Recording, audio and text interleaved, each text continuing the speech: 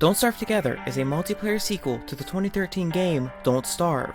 Released in 2016, this challenging survival game has left many players frustrated and confused over its uncompromising difficulty and their inability to make it past winter without dying of hypothermia, starvation, or by being accosted by a sadistic Alaskan cryptid. I, however, plan on changing that by turning this sandbox survival game into a resource management RTS with light survival mechanics by enlisting an army of the finest drug-addled Florida men the continent has to offer, these men being merms.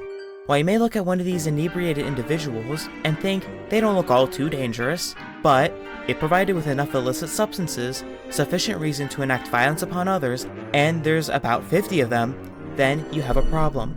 With that said, the character I will be playing to accomplish this task is Wirt. Being a native to Florida herself, these deranged junkies will not attack her unless provoked, and by providing them kelp, she's able to win over their loyalty, thus making them susceptible to our influence. What they do with said kelp afterwards, we may never know.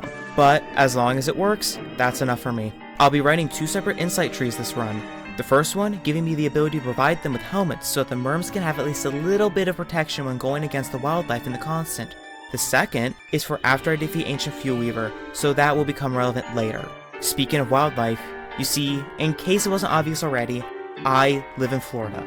I was raised among some of the most beautiful and diverse biomes and creatures known to man, seeing rare and endangered animals in the wild with my own 2 eyes. I've developed a deep appreciation and respect for nature, but I'm not a moron. I know an invasive species when I see one.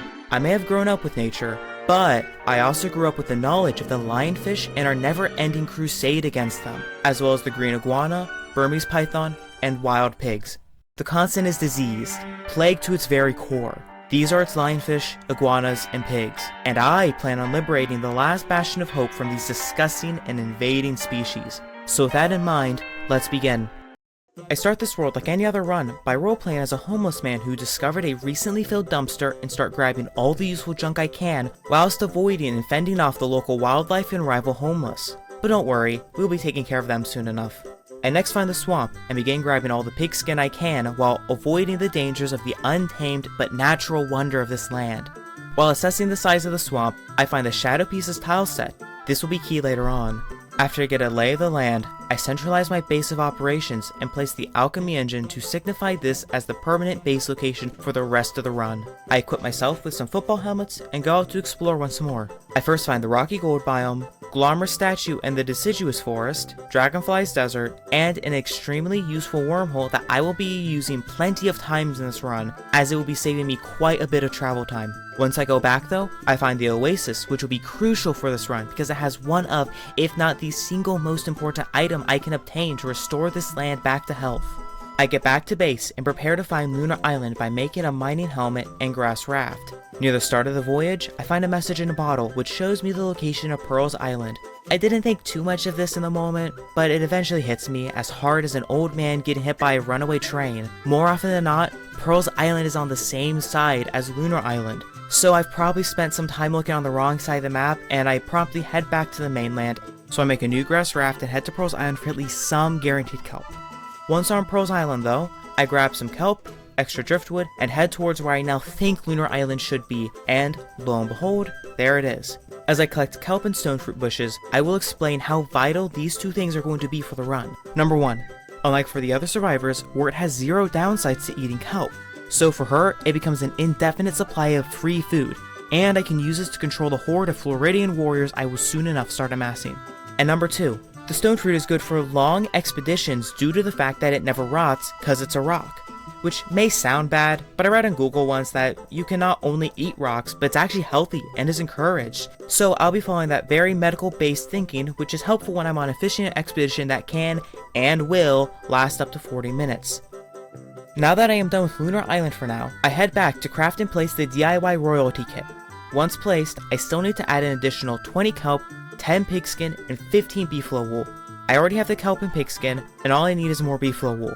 Before searching for beefalo wool though, I plant the kelp in the closest body of water, and after I rummage through the dumpster these marauders call a home, I burn it down so they won't respawn and eat my kelp once it fully grows. After that considerate act, I then leave to find the beefalo. On my journey, I poke my little cephalopod head underground to see what was in the immediate area, after which I leave through a close by exit and find myself in the deciduous biome, which would be useful, but if I didn't take a whole 3 or 5 minutes to travel between above ground and underground, then it would be fine, but since that's the case, I won't be using this again. In the process of looking for beefalo, I stumble across the queen beehive and mark it down for later. It isn't much longer after this though that I find a good beefalo herd. However, it still needs to be night before I can get the wool I require, so as I wait, I gather a decent amount of grass that I will be needing later. I shave and collect the beefalo wool and come back to base. I finish the construction of the royal tapestry. Almost immediately, a willing volunteer goes to take up the mantle of king, but don't worry, while he may think he is in charge, I will still be pulling all the strings from behind the scenes. It's actually better this way.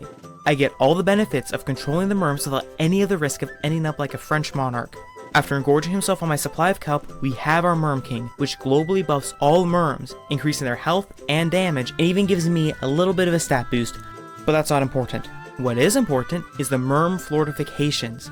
To craft these, I need 5 planks, 2 spears, and 1 tentacle spot. The planks I can get easily enough. All I need to do is plant trees and let the merms chop them for me. The grass and twigs are also easy enough to collect because I can bring them to my base and collect them whenever I need them. And the flint, I can also use the merms to break the rocks for me.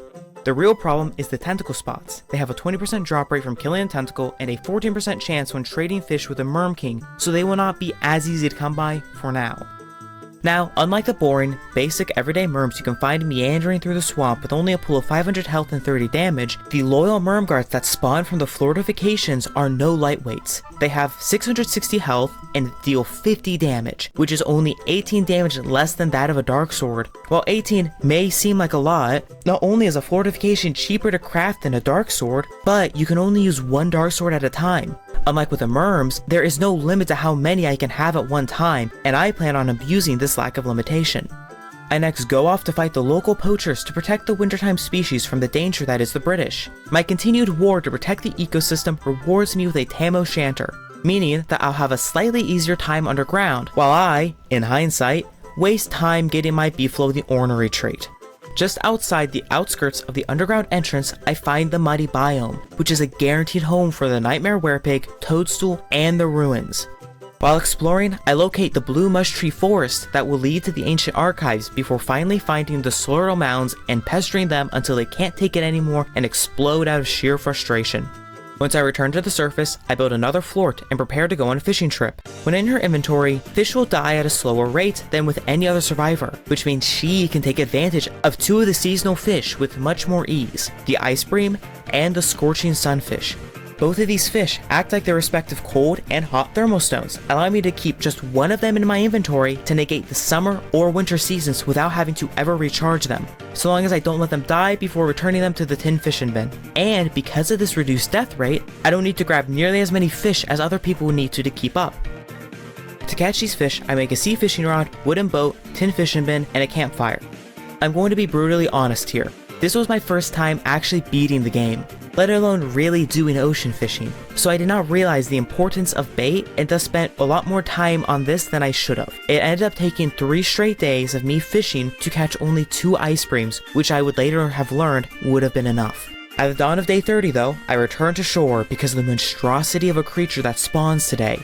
Before I fight it, I make another merm fort. I'm going to be speeding up this fight quite a bit because nothing of interest really happens, and I don't count this as one of the bosses being taken out because I did most of the work here, but Houndwave did spawn midway through the fight, which I thought was pretty funny. After defeating Deerclops, I go out in the water once again, berries in hand, and catch the last couple of ice breams I needed, and upon entering into spring, I construct the communal kelp dish along with 7 more merm floors, bringing me up to 12 merms. What will be my first move? I hear no one asking. I'll tell you anyways. I chop trees. Then I go out and kill Spider-Man, but that's not nearly as important. Needless to say, this fight was a piece of cake for the merms, after which I knew exactly what I needed to do. Destroy all the spiders nearby for the safety of my homeland.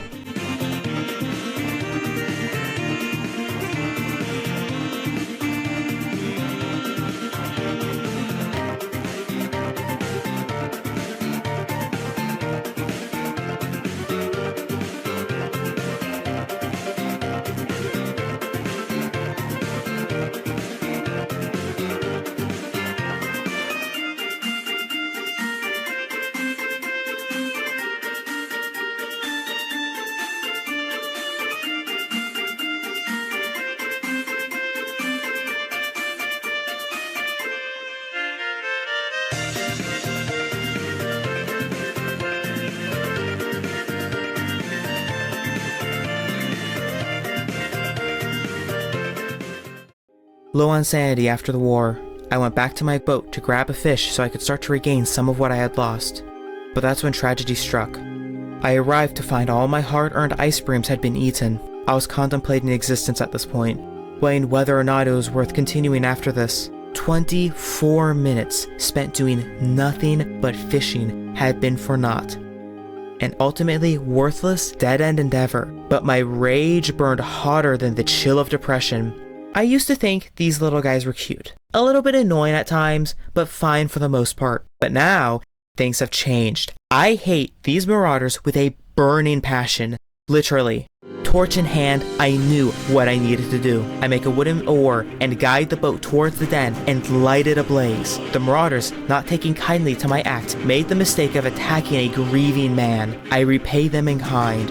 After enacting vengeance for my fish, I paddle back to shore. With the death of the ice creams, summer would become much more annoying as I would still be needing a thermal stone to keep me cold. I add another floor to the growing number and give Ant Lion a spare thermal stone to satiate her hunger for strange rocks. I begin catching all the fish and pollution I can to help clean up this beautiful environment. Jeremy the beefalo is finally domesticated, and after a few more catches, I get the sandcastle bucket. When it's given to Ant Lion, you get a blueprint for an item that's called the Turf Razor Helm.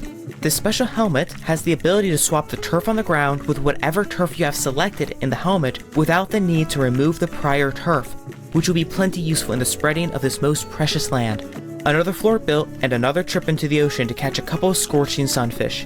While still an annoying process, I did end up leaving with 6 fish and the added bonus of me being able to watch as a marauder is blocked by an entire wall of merms as he tried to steal my fish. Back at base, I build 10 more floats, and it's just in time for the arrival of Berger.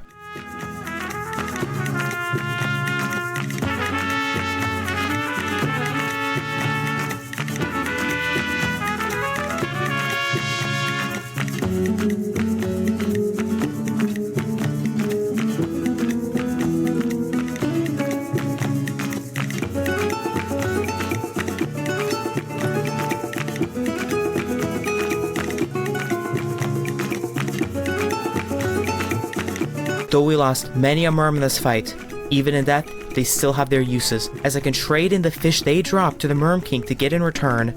Mostly junk, like seeds and trinkets, that I can't even use, but he can give me tentacle spots, which were one of the main things, as I mentioned earlier, in making a flort.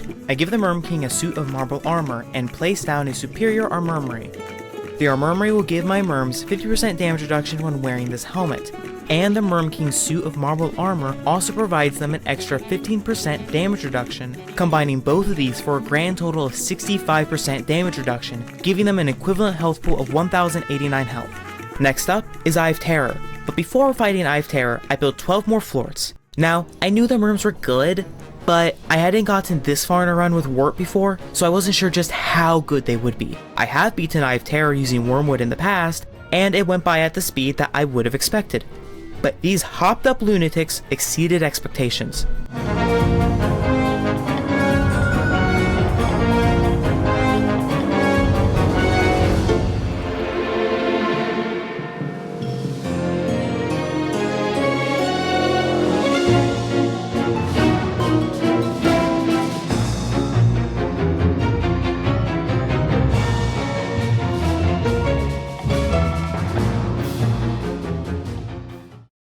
Before fighting the chess pieces, I had a little bit of extra time, so I made an extra flort.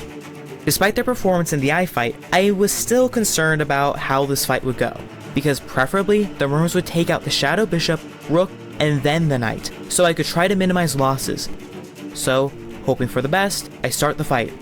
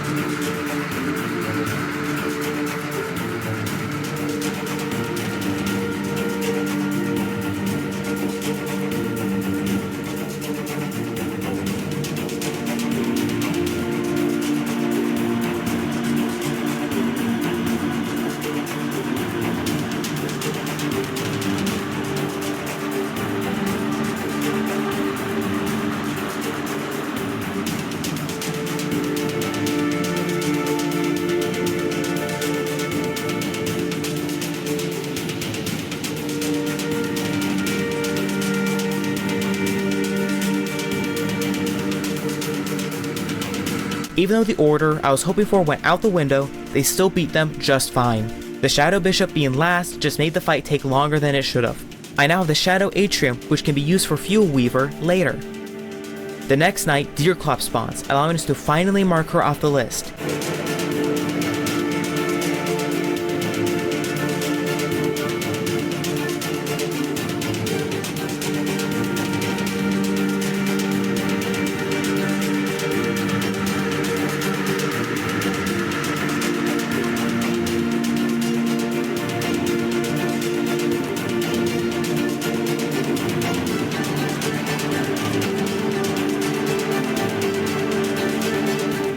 The army ever expands as I add another 6 floors before going to fight the Bee Queen.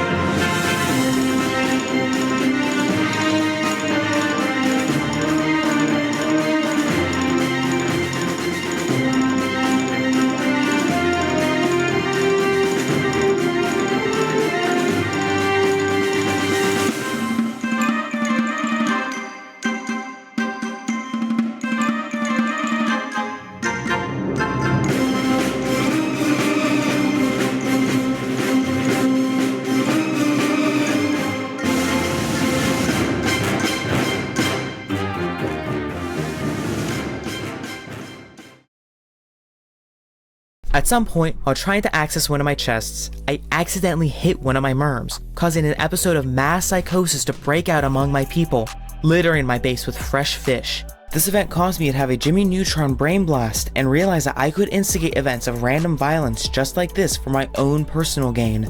I had been planning on fishing in order to give some to the Merm King, but after learning about this, I would never need to fish another day in my life. After realizing that the solution to all of life's problems will always be senseless violence, I head over to a brine biome to get cookie cutter shells for building Pearl's house, with a narwhal horn being a nice little bonus. I craft boards, grab marble I had at the base, catch butterflies, fireflies, dig up berry bushes, craft carpets, stone, and rope, and grab the rest of the marble I need, mine up some moon rocks, all in preparation for Pearl's Island. I plant flowers, build a tier 1 of Hermit's Home, place kelp on the drying racks, plant and fertilize the berry bushes, grab a star color staff from this chest, head underground for some light bulbs, find the celestial orb on my way back, I build the rest of Pearl's house, and finally finishing here for the moment and getting rid of all the underwater debris near her island. The last thing I need to finish Pearl's quests is a chair of all things, so back underground to the ruins I go. Before long, I find the chill shadow on the chair and get the blueprint for the ancient chair. I build the chair, dance the night away, and make a sawhorse and get Pearl's Pearl. Back home, I make another 5 floats and start making a boat bridge to Lunar Island so I can bring the merms over there easier later, before I then next tame the swamp by purging all of the tentacles present. I am slowly but surely making my way towards Ancient Fuel Weaver, and one of the things I want to try to use in the fight are Skeeter Bombs. You get the ability to craft them by unlocking Itchcraft 1 in Wirt's Insight Tree. It only takes 1 blood sac and 4 mosquitoes, which are very easy to catch, with the Itchcraft 2 skill allowing me to pick mosquitoes up from the air while I have a little itchy in my inventory. And as an added bonus, it buffs the Skeeter Bombs further by spawning an extra 2 mosquitoes when used. I start making preparations for my escapades underground by making an area of swamp turf in a location equidistant from the Nightmare Werepig, ruins, and the Blue Mush Tree biome. I began building a whole 50 floors underground to ensure that I would have enough. A quick recommendation: if you decide to try this yourself, make sure to space the merms out more than I did, because they can and will get in the way of what you're trying to build. I ended up running out of space, but thankfully for me, there's a tented pillar right next to it, so I decided to put the last few houses next to the pillar. After I finish that, I gather all the merms and run through the labyrinth to find the Ancient Guardian.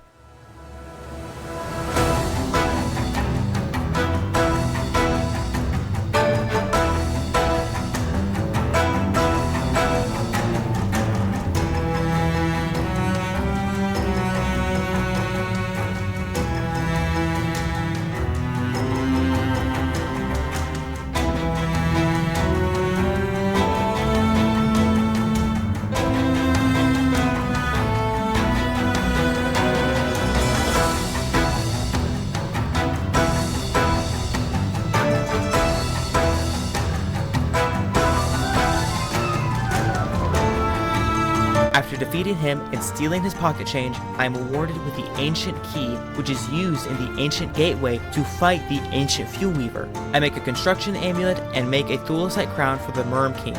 Still riding off the high of our prior victory, I attempted Toadstool. It did not go well. Back on the surface, I give the Merm King his crown, which completes the King's crown quest, giving the Merms the ability to dodge with a 10-second cooldown, which is very useful. After a couple more rafts, the bridge is finished, meaning the only thing left to do now is remove the pestilence from this land once and for all.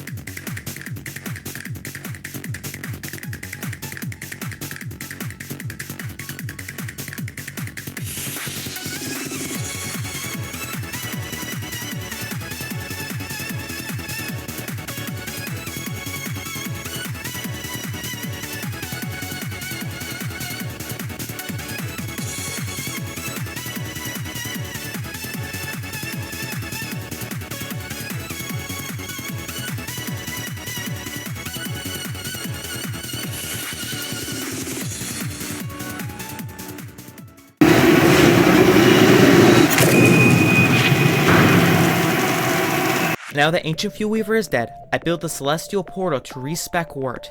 Now with the Shadow Resurrection Merm perk, upon death, a Merm will come back to life as a shadow version of itself, allowing them to stay in the fight for twice as long. The second perk is Terra Corruption, which allows me to craft the dreaded Mudslinger, able to instantly spawn a 7x7 area of corrupted marsh that has a 50% chance to spawn a Shadow Tentacle on each attack. I end up never using this nearly as much as I should have. I now venture on an odyssey to find the Crab King, with the main highlights being getting the second Narwhale horn I need for the Strident Trident, and finding Moonkey Island. After about a week of mindlessly wandering the sea, I finally find Crab King. As it turns out, had I just gone the other direction, I would have found him almost immediately. But unfortunately for me, my sense of direction had failed me once again. After about 20 minutes weeping over wasted time, I load the Merms up on a boat and go to fight the Crab King.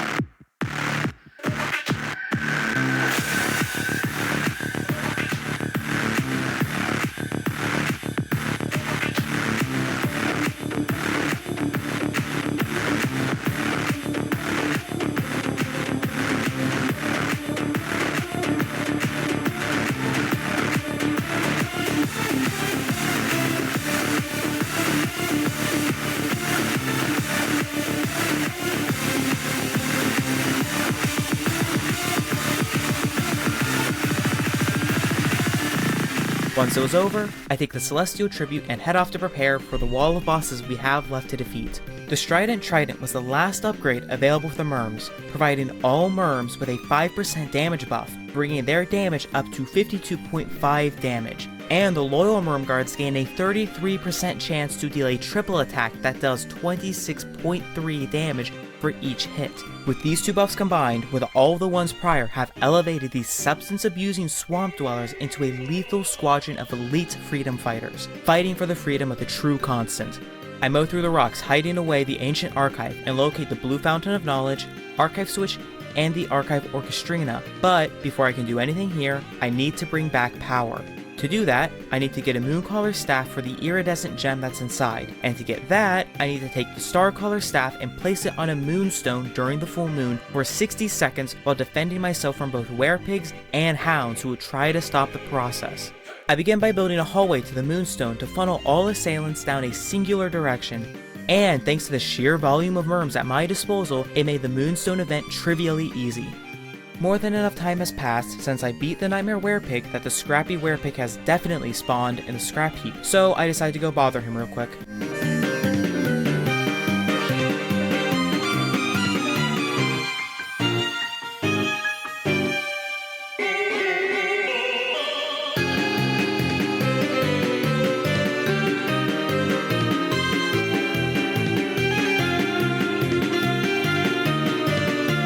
Back in the ancient archives, I power the place up with the iridescent gem, I grab the blue knowledge and complete the puzzle, and with that open, I can craft the astral detector to locate both the celestial ward and the icon. I leave the ward and icon on my boat while I go to fight the Twins of Terror.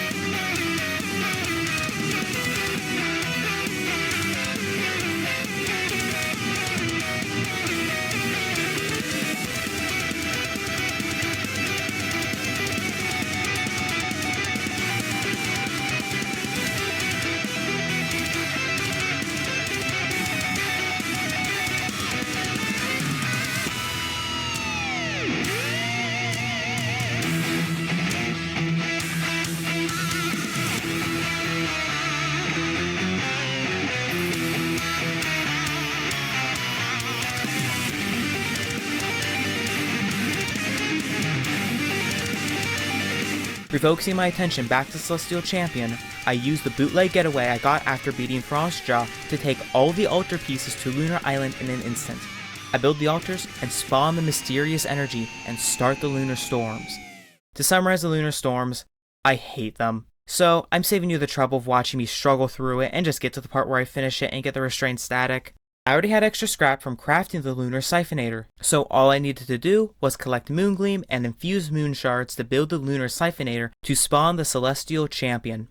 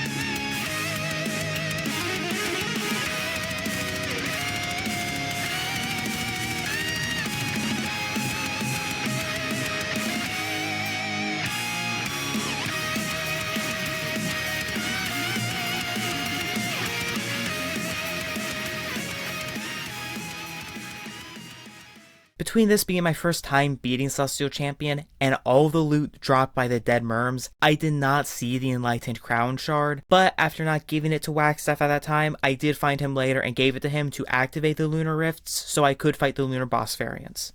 With now having beaten the Celestial Champion, there was but a few bosses I still needed to take out, and this video is getting longer than I planned, so here's another boss rush.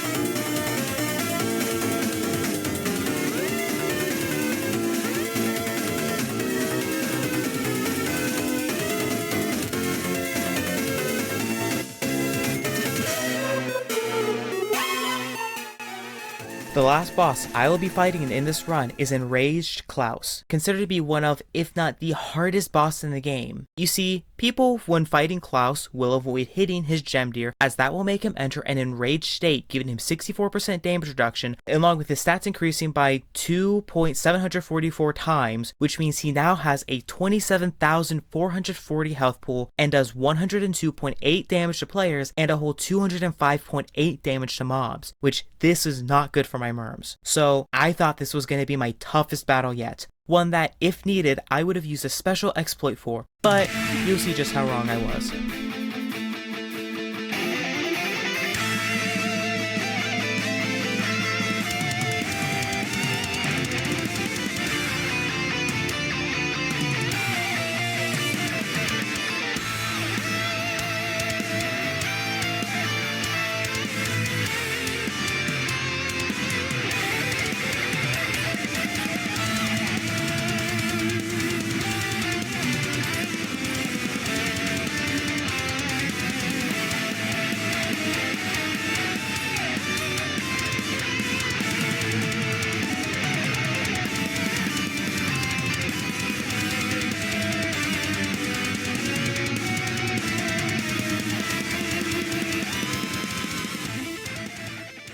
Now that I've taken all the threats out of the swampland from this world, it's time to help the Constant to finally heal by spreading the swamp to the entire world.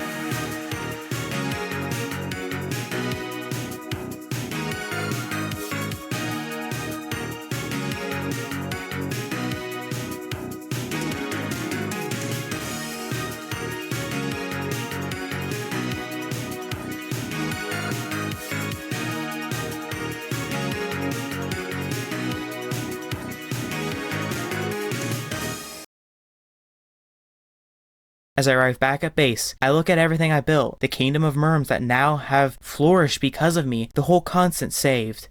The merms and I think there needs to be a change in government. With all my loyal supporters, we take down the current merm king, and Wirt takes place on the throne as the new queen. Now, with the entire continent engulfed in swamp, it can be allowed to heal at an accelerated rate. Even though there may be a couple of pigs and spiders here and there, they won't last long in this new and strange environment to them. So that said, that is the end of this video.